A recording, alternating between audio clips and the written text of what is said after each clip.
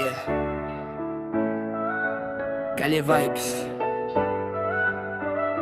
Mahuyang mga buutan, pero ayaw mighilap.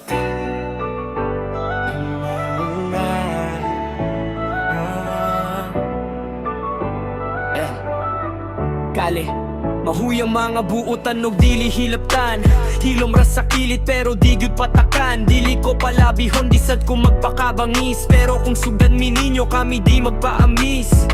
Respeto ra among dala, kami kalye mahuyang. Walay kontra kung walay manghilabot sa among ngalan. Simple ra kaayo, low-key ra galawan. Pero kung oras na, kami di magpaulawan. Daghan nag-estorya nga nangagi sa kinabuhi. Maleksyon sa kalye nga nagtudlo saon pagbarug. Diri di mi perfecto pero klaro among baruganan. Kung unsa among giingon mawgud among panindugan. Ayaw mi suwayi kung wala mo'y klarong rason. Kay kung magsugod mi, di nagyud mapugnan ng aksyon. Dili mi ganahan og gubot, gusto mi kalinaw. Pero kung kinahanglan ang dami mo sukol ug barugaw. Mahuyang mga buutan pero dili mi hilaptan. Kung respeto inyong dala, respeto pudang tuba. Kalye mahuyang ang nagtudlo unsaon pagpanindo. Kung hilaptan mi ninyo, di mi basta mo lingkod. Kalye mahuyang mga buutan pero ayaw mi suway. Hilom rami pero di mi ninyo makontrol bay. Kung magtinabang na ita, walay problema. Pero kung kontra ka, kami di magpauwaw pa. Gikan sa ubos, naning kamot mo saka. Walay shortcut diri, puro pugi ug paning kamot. Di bata mga kasakit sa una, gihimong kusog. Mga pagduda nila karon na imong gasuli na sa dughan. Di mi magsalik sa swerte lang perme. Kisa kalye gina ng lalig o nimong kasingka. Sinuhuna-huna pirmi,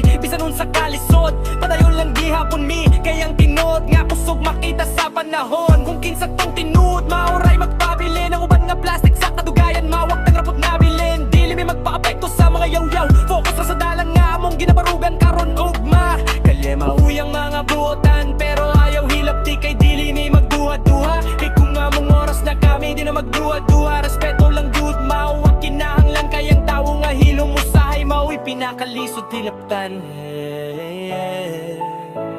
Dale. Yeah. Mahuyang mga buotan